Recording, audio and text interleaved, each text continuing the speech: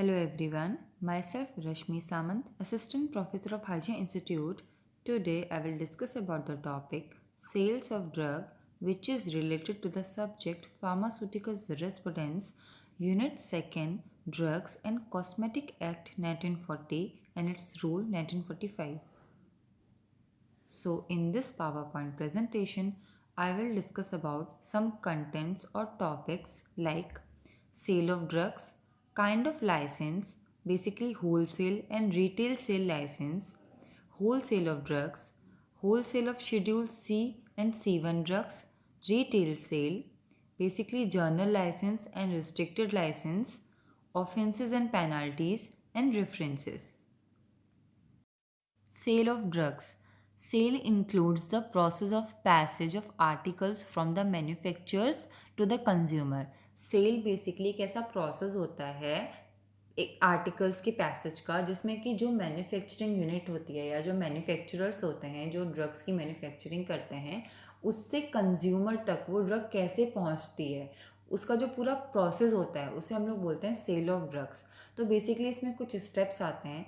सबसे पहले जो भी मैन्युफैक्चरिंग यूनिट ड्रग्स को बनाती है उसमें बेसिकली मैन्युफैक्चरर्स आते हैं। तो मैन्युफैक्चरर्स वो पर्सन होते हैं जो कि ड्रग्स की मैन्युफैक्चरिंग करते हैं।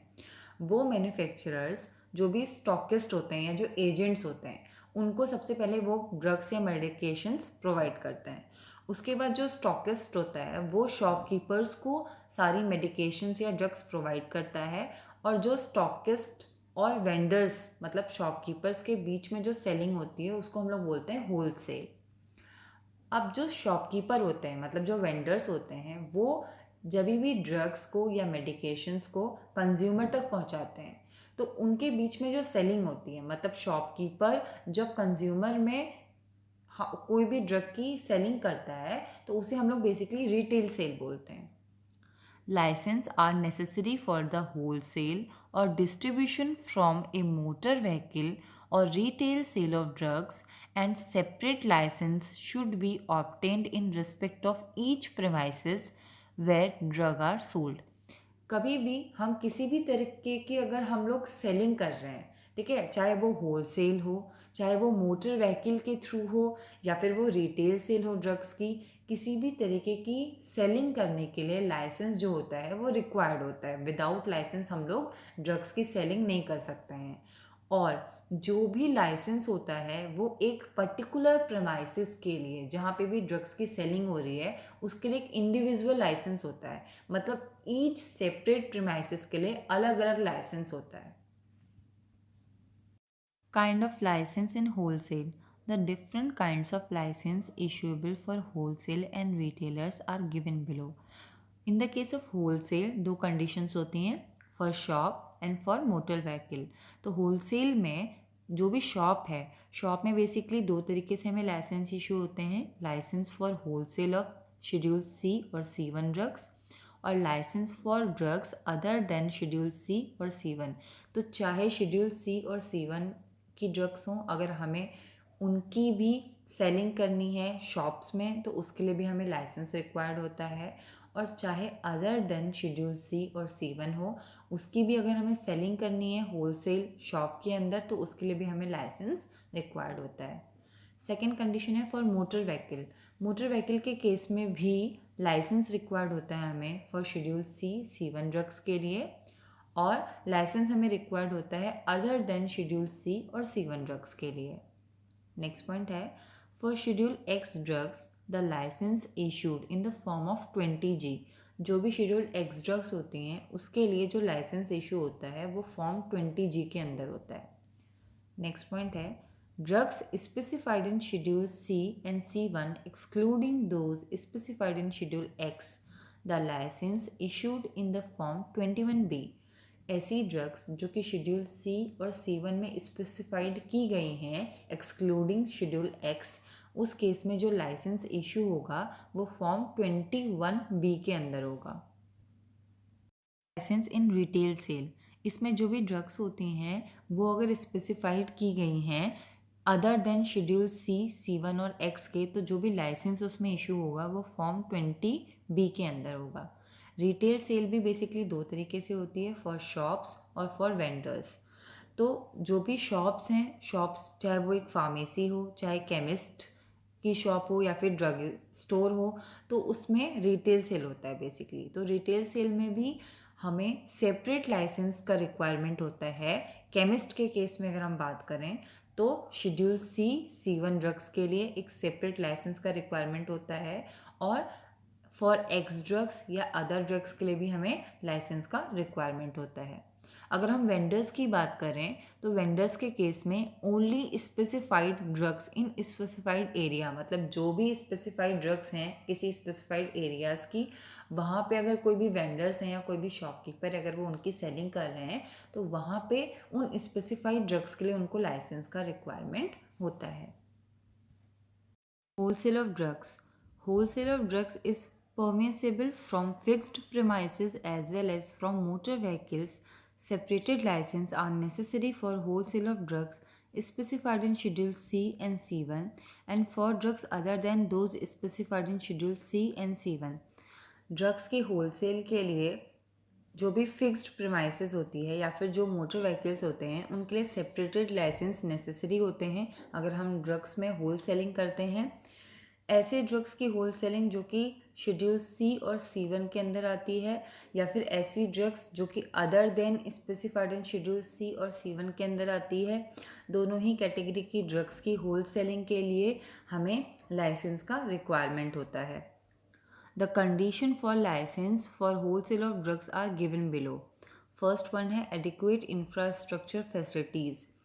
जहाँ पे भी हम लोग ड्रग्स की होलसेलिंग करते हैं वहाँ पे हमारे पास एडिक्वेट इंफ्रास्ट्रक्चर फैसिलिटी होनी चाहिए। सेकेंड पॉइंट है रिकॉर्ड्स।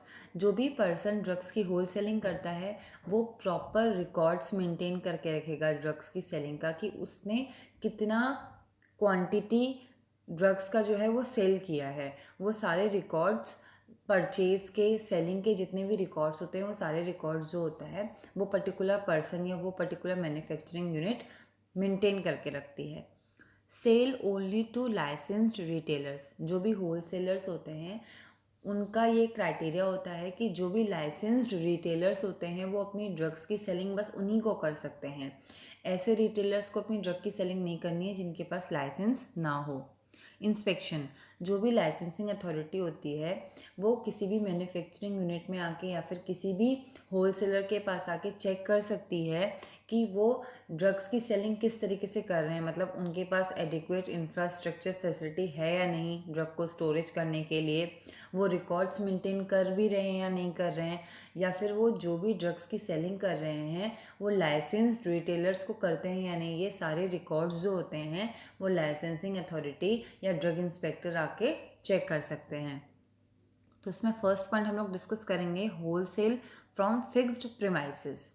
जो भी फिक्स्ड प्रीमाइसेस है वहाँ पे अगर होलसेल होता है तो वो किस तरीके से होता है, तो इसके अंदर एक कैटेगरी है जो हम लोग डिस्कस करेंगे कि wholesale of schedule C and C1 drugs. जो शेड्यूल C और C1 की ड्रग्स हैं उनकी होल सेलिंग किस तरीके से होती है।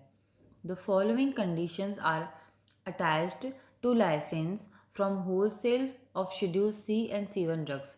कुछ ऐसी कंडीशंस होती हैं जो फुलफ़िल करनी पड़ती हैं, उसके बाद ही लाइसेंसिंग अथॉरिटी जो होती है वो लाइसेंस प्रोवाइड करती है for the drugs which is under schedule C and C1, जिनकी भी हम लोग होल सेलिंग कर सकते हैं।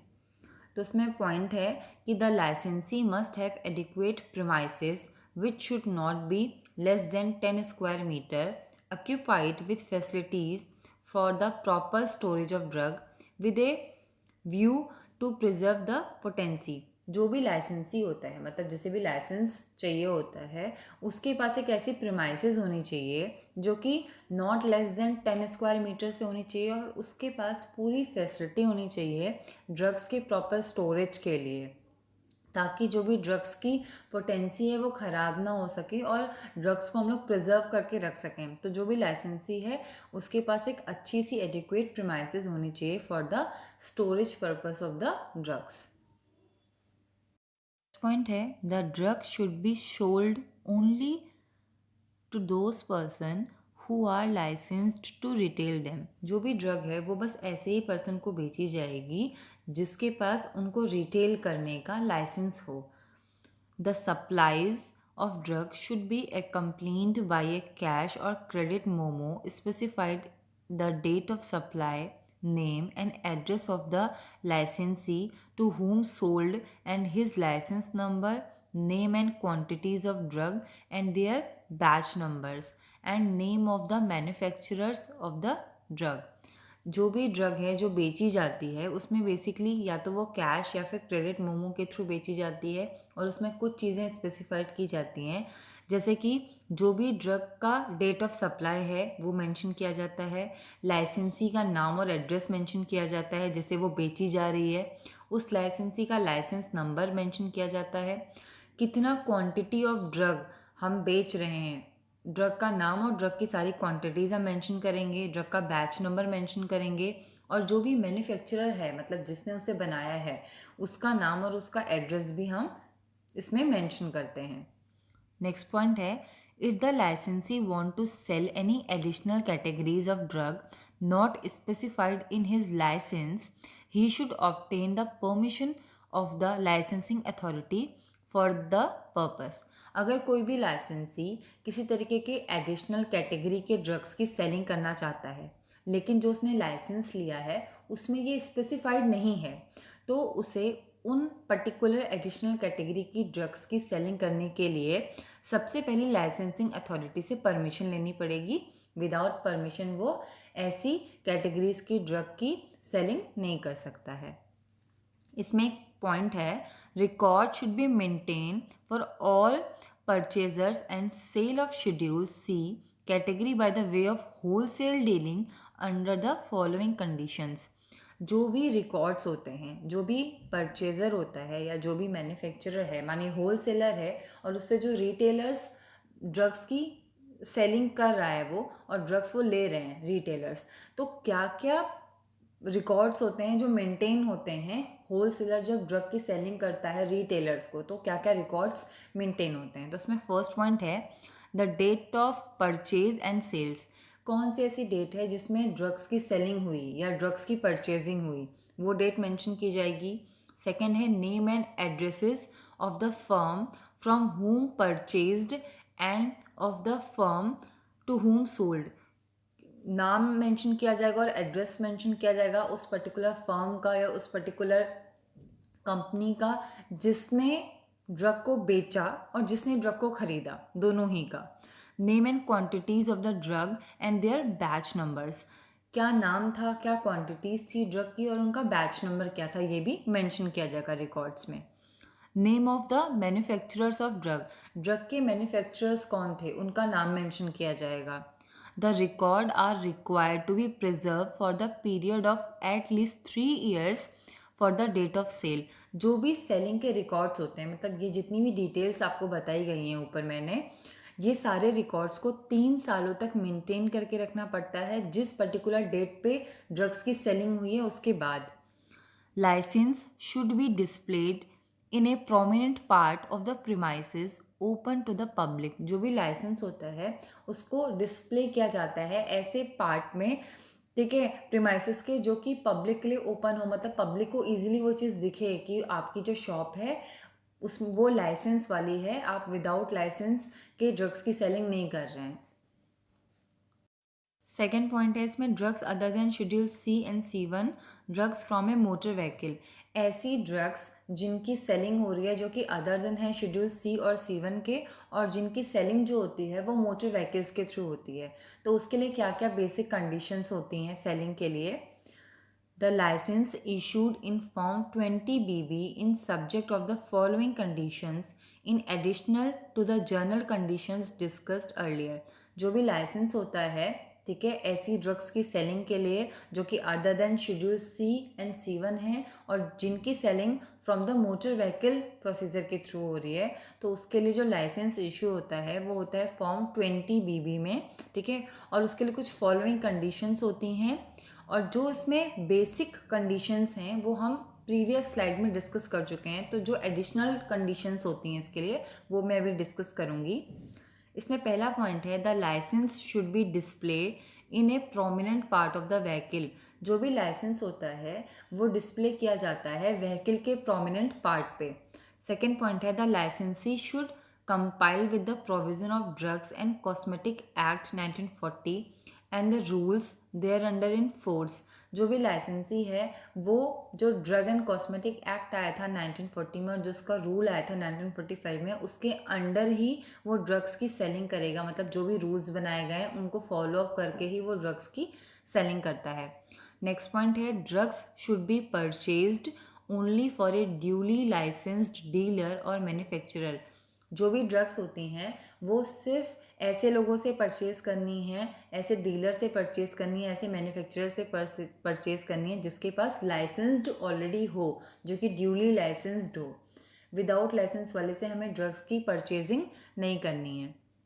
इसमें एक मेन पॉइंट है, sale can be made to a person holding requisite licence to sell और distribute the drug, however this shall not apply to the sale of any drug to. जो भी cell होती है पर्सन की, उसके पास एक requisite licence होना चाहिए, ठीक है, उन पर्टिकुलर ड्रग्स की डिस्ट्रीब्यूशन के लिए या फिर सेलिंग के लिए। लेकिन कुछ ऐसी चीज़ें होती हैं जिसमें ये चीज़ एप्लीकेबल नहीं होती है।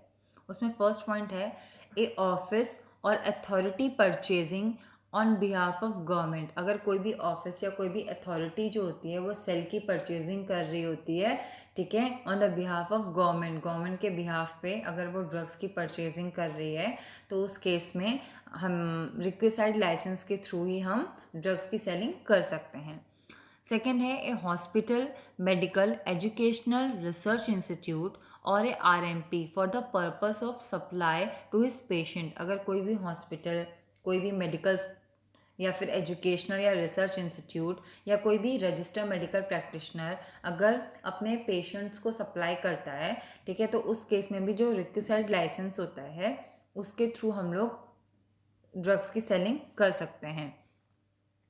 The licensee should inform the licensing authority in writing in an event or any change in the ownership of the vehicle specified in the license within 7 days of such changes। जो भी लाइसेंसी होता है अगर वो अपने व्हीकल में, motor vehicle में किसी भी तरीके के चेंजेस करता है, उसके ओनरशिप में किसी भी तरीके के चेंजेस करता है, तो उसको ये जो चेंजेस हैं ये उसको लाइसेंसिंग अथॉरिटी को इन्फॉर्म करने होते हैं with in 7 days in the change. मतलब जब उसने चेंज किया उसके विद इन 7 डेज में उसको लाइसेंसिंग अथॉरिटी को इन्फॉर्मेशन देनी होती है। Retail sale, for retail sale 2 type of licences are issued. Retail sale के लिए 2 टाइप के लाइसेंस जो होते हैं वो इशूड होते हैं। इसमें फर्स्ट पॉइंट है जनरल लाइसेंस, सेकेंड पॉइंट है रिस्ट्रिक्टेड लाइसेंस। तो पहले हम बात करेंगे जनरल लाइसेंस की। General licence are granted to persons who have premises for the business. General licence ऐसे लोगों को दिए जाते हैं जिनके पास प्रीमाइसेस होती है बिजनेस करने के लिए, या फिर जो इंगेज होते हैं इस सर्विस में जो कि ड्रग्स की सेलिंग से रिलेटेड होते हैं, या फिर वो ड्रग्स की सेलिंग को सुपरवाइज करते हैं और ड्रग्स में कंपाउंडिंग या डिस्पेंसिंग करते हैं। ऐसे लोगों को ही जनरल लाइसेंस जो होता है वो इशू किया जाता है।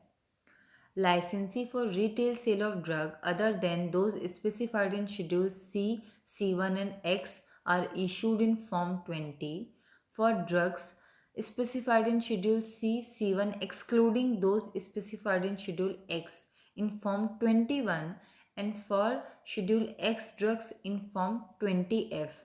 जो भी लाइसेंसी होते हैं जो रिटेल सेल करते हैं ड्रग्स का, अगर वो ड्रग्स अदर देन स्पेसिफाइड की गई हैं शेड्यूल सी, C1 और X में, तो उसके लिए जो फॉर्म नंबर होता है वो होता है 20। और ऐसी ड्रग्स जो कि स्पेसिफाइड की गई हैं शेड्यूल सी, C1 में लेकिन उसमें X ड्रग्स इंक्लूड नहीं हैं, उसके लिए जो फॉर्म होता है वो होता है फॉर्म 21। और शेड्यूल X की ड्रग्स के लिए जो फॉर्म होता है वो होता है 20F। क्या क्या कंडीशंस होती हैं इसमें? पहला पॉइंट है the licence should be displayed in a prominent place in the part of the premises open to the public। जो भी लाइसेंस होता है वो ऐसी जगह पे डिस्प्ले होना चाहिए जो कि पब्लिक के लिए बिल्कुल इजीली दिख सके। मतलब ऐसे प्रोमिनेंट प्लेस पे होना चाहिए प्रीमाइसेस के जो पब्लिक को बिल्कुल अच्छे से दिख सके। सेकेंड है the licensee should comply with the provision of drugs and cosmetic act and rule thereunder in force. जो भी लाइसेंसी है वो ड्रग एंड कॉस्मेटिक एक्ट और रूल के अंदर जो भी रूल्स बनाए गए हैं उनको उसको फॉलो अप करना ही चाहिए। थर्ड पॉइंट है any change in the qualified staff in charge should be reported by the licensee to a licensing authority within 1 month. अगर कोई भी लाइसेंसी अपने क्वालिफाइड स्टाफ में किसी भी तरीके का चेंजेस करता है तो उसका रिपोर्ट उसको 1 महीने के अंदर लाइसेंसिंग अथॉरिटी को प्रोवाइड करना पड़ेगा। फोर्थ पॉइंट है drug should be purchased only for a duly licensed dealer और मैन्युफैक्चरर। जो भी ड्रग्स होंगी वो ऐसे ही लोगों से परचेज की जाएंगी जिनके पास लाइसेंस होगा, मतलब लाइसेंस्ड डीलर या फिर लाइसेंस मैन्युफैक्चरर से ही परचेज की जाएंगी। फिफ्थ पॉइंट है any change in the constitution of the licensed firm should be informed to the licensing authority within 3 months, and in the meantime a fresh license should be obtained in the name of the firm with the change constitution। अगर कोई भी लाइसेंसी, ठीक है, अपने firm को change करता है तो उसकी इंफॉर्मेशन उसको लाइसेंसिंग अथॉरिटी को 3 महीने के अंदर प्रोवाइड करनी पड़ेगी। तो उससे क्या होगा कि उसको एक फ्रेश लाइसेंस मिलेगा जिसमें जो उसका नया फर्म होगा उसका नाम मेंशन किया रहेगा, ठीक है, और वो उसको लाइसेंसिंग अथॉरिटी के थ्रू प्रोवाइड हो जाएगा। सिक्स पॉइंट है precautions prescribed by a licensing authority for the storage of schedule C and C1 drugs should be observe. जो भी प्रिकॉशन लाइसेंसिंग अथॉरिटी प्रोवाइड करती है शेड्यूल C और C1 ड्रग्स के स्टोरेज के लिए, वो उसको ऑब्जर्व करेगी, ठीक है, बार बार चेकआउट करेगी, तो जो भी पर्सन है वो उसको पूरा फुलफिल करेगा।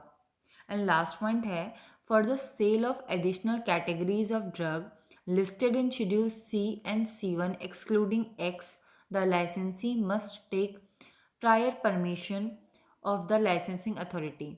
अगर कोई भी लाइसेंसी को किसी भी तरीके के एडिशनल कैटेगरीज की ड्रग्स की सेलिंग करनी है जो कि शेड्यूल C और C1 एक्सक्लूडिंग X में नहीं मेंशन की गई है, तो उसको लाइसेंसिंग अथॉरिटी से पहले प्रायर परमिशन लेनी पड़ेगी, तभी वो ऐसी ड्रग्स की सेलिंग कर सकता है। नेक्स्ट इसमें जो लाइसेंस आता है वो आता है रिस्ट्रिक्टेड लाइसेंस।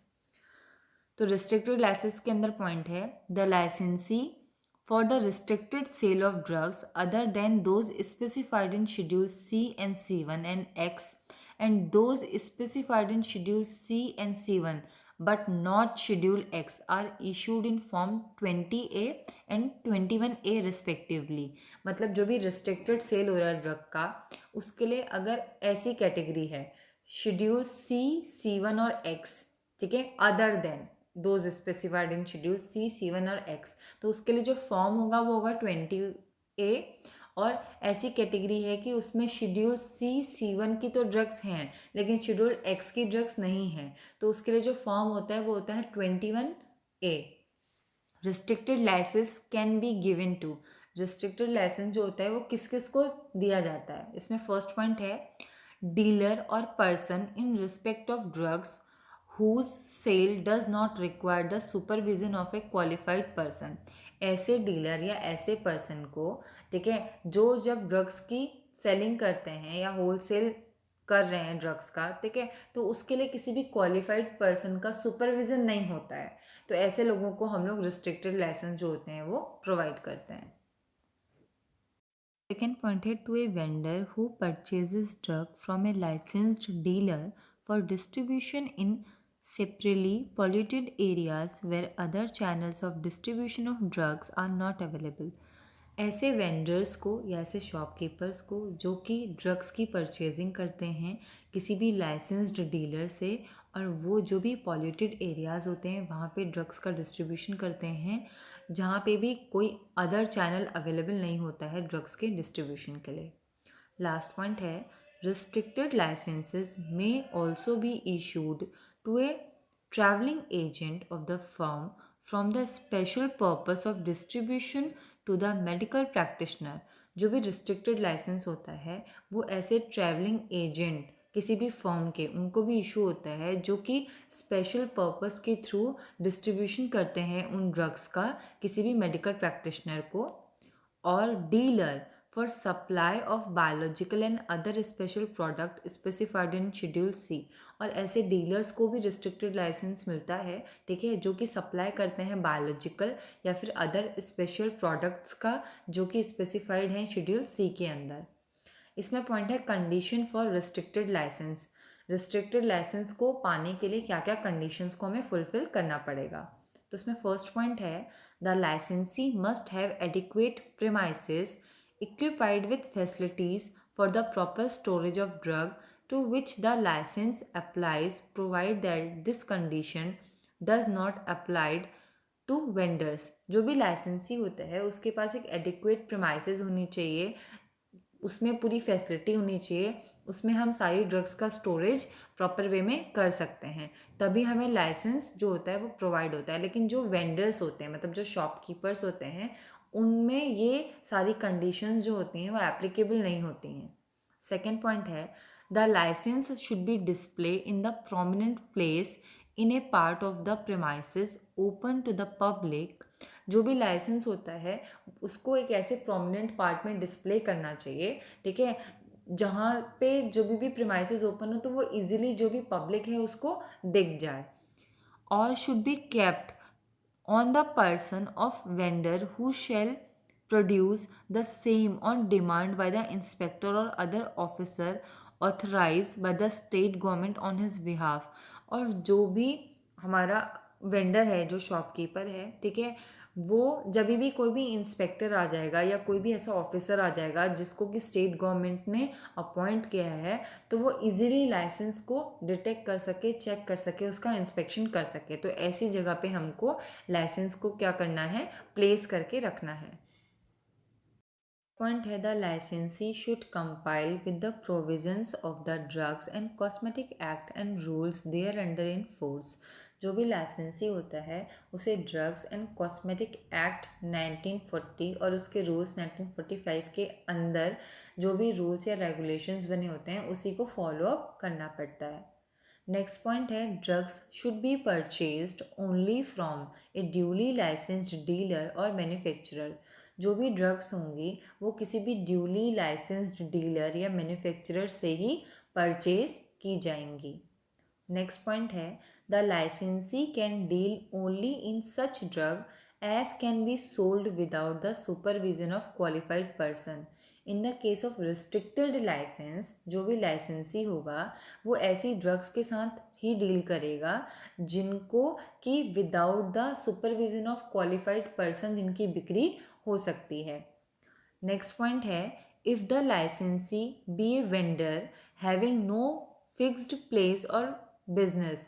अगर जो लाइसेंसी है वो एक वेंडर है, मतलब एक शॉपकीपर है जिसके पास कोई भी फिक्स्ड प्लेस या बिजनेस नहीं है, he should buy drugs only from such dealer as may be specified in his licence. वो जो भी वेंडर है वो ड्रग्स की जो बाइंग करेगा, जो ड्रग्स खरीदेगा, ऐसे डीलर से खरीदेगा जो उसके लाइसेंस में स्पेसिफाइड हैं, उन्हीं डीलर से ही खरीदेगा, उसके अलावा वो किसी और डीलर से नहीं खरीद सकता है। नेक्स्ट पॉइंट है drugs should be sold in their original container. जो भी ड्रग्स हैं वो उनके ओरिजिनल कंटेनर्स में ही उनकी बिक्री होगी।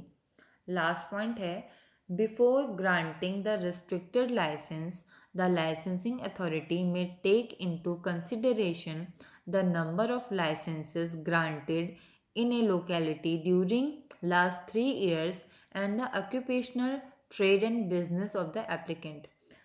जब भी हमें रिस्ट्रिक्टेड लाइसेंस किसी को भी देना होगा तो उससे पहले जो लाइसेंसिंग अथॉरिटी होगी वो ये कंसीडर करेगी, ये चेक करेगी कि उस पर्टिकुलर लोकेलिटी में 3 साल में, ठीक है, कितने लोगों को लाइसेंस दिया गया है, किस पर्टिकुलर बिजनेस के लिए और किस किस एप्लीकेंट को दिया गया है। तो वो ये पहले चेक करेगी, उसके बाद ही वो रिस्ट्रिक्टेड लाइसेंस को इशू कर सकती है। Offences and penalties. Sales of drug के केस में कौन कौन से ऑफेंसेस हो सकते हैं। इसमें फर्स्ट पॉइंट है हमारा अगर कोई भी ऐसी ड्रग जो कि डेथ कॉज करती है या फिर जो भी हमारी लाइफ के लिए बहुत ज़्यादा डेंजरस होती है, अगर ऐसी मेडिकेशंस की कोई भी सेल, स्टॉकिंग, एग्जीबिशन या ऑफ़र करता है सेल का, तो उस केस में उसे 5 साल तक की जेल होती है और 10,000 रुपीज़ तक फ़ाइन पे करना पड़ता है।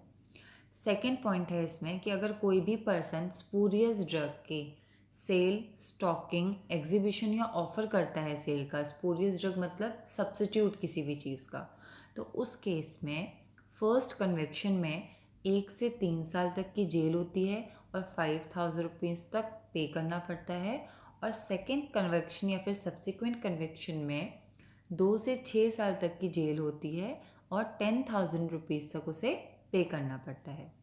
थर्ड कंडीशन है कि अगर कोई भी पर्सन किसी भी स्पूरियस ड्रग की या फिर सब्स्टिट्यूट ड्रग की सेल, स्टॉकिंग, एग्जीबिशन या ऑफर टू सेल करता है और उसके पास जो भी एडिक्वेट रीजंस हैं वो बहुत ही कम है, लेस एडिक्वेट रीज़न में अगर वो सेल कर रहा है या स्टॉकिंग कर रहा है, तो उस केस में फर्स्ट कन्विक्शन में 3 से 5 साल तक की जेल होती है और सब्सिक्वेंट कन्विक्शन में 2 से 6 साल तक की जेल होती है और 10,000 रुपीज़ उस पर्टिकुलर पर्सन को या उस पर्टिकुलर मैन्युफैक्चरिंग यूनिट को पे करना पड़ता है।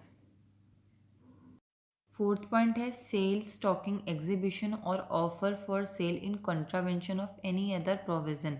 अगर कोई भी ड्रग किसी प्रोविज़न के लिए बनाई गई है या फिर वो उस पर्टिकुलर डिजीज़ का ट्रीटमेंट नहीं कर पाती है, उस केस में अगर ऐसी मेडिकेशंस की कोई भी पर्सन सेलिंग करता है, स्टॉकिंग करता है, एग्जीबिशन करता है या फिर ऑफर फॉर सेल करता है, तो वो उसके अगेंस्ट गिल्टी पाया जाता है, तो जो भी शेड्यूल्ड पेनल्टीज़ होती हैं वो उसे पे करनी पड़ती हैं। फिफ्थ पॉइंट है फेलियर टू कीप रिकॉर्ड्स और डिस्क्लोज रिक्वायर्ड इन्फॉर्मेशन। अगर कोई भी मैन्युफैक्चरिंग यूनिट जो ड्रग्स की सेलिंग कर रही है वो रिकॉर्ड्स को मेंटेन नहीं कर पाती है या फिर कोई भी अगर इंफॉर्मेशन उसको डिस्क्लोज करनी है तो वो अगर डिस्क्लोज नहीं कर पा रही है रिक्वायर्ड इन्फॉर्मेशन को, तो उस केस में उसे 1 साल तक की जेल और 1,000 रुपीज़ तक फ़ाइन पे करना पड़ता है। 6 पॉइंट है फॉल्स वारंटी टू परचेजर। कोई भी मैन्युफैक्चरिंग यूनिट या कोई भी पर्सन जो ड्रग्स की सेलिंग कर रहा है, वो जो भी परचेज़र है, अगर उसको फॉल्स वारंटी की मेडिकेशंस देता है तो उस केस में 1 साल तक की जेल होती है और 5,000 रुपीज़ तक पे करना पड़ता है फर्स्ट कन्विक्शन में। एंड लास्ट पॉइंट है use of reports of government analyst और central drug laboratory for advertising. अगर कोई भी मैन्युफैक्चरिंग यूनिट या कोई भी पर्सन जो कि ड्रग्स की सेलिंग कर रहा है वो गवर्नमेंट एनालिस्ट की या सेंट्रल ड्रग लेबोरेटरी की रिपोर्ट्स का यूज़ करता है ड्रग्स के एडवर्टीजमेंट के लिए, तो उस केस में 500 रुपीज़ तक उसे फ़ाइन पे करना पड़ता है फर्स्ट कन्विक्शन में, और साथ में जेल भी। और वो जो जेल का क्राइटेरिया होता है वो अप टू 10 इयर्स तक होता है, और अप टू 10 इयर्स तक जेल और फाइन जो उसे पे करना पड़ता है सेकेंड कन्विक्शन या फिर सब्सिक्वेंट कन्विक्शन में भी। References, these are some references जहाँ से भी ये पावर पॉइंट प्रेजेंटेशन का कंटेंट लिया गया है। Thank you so much.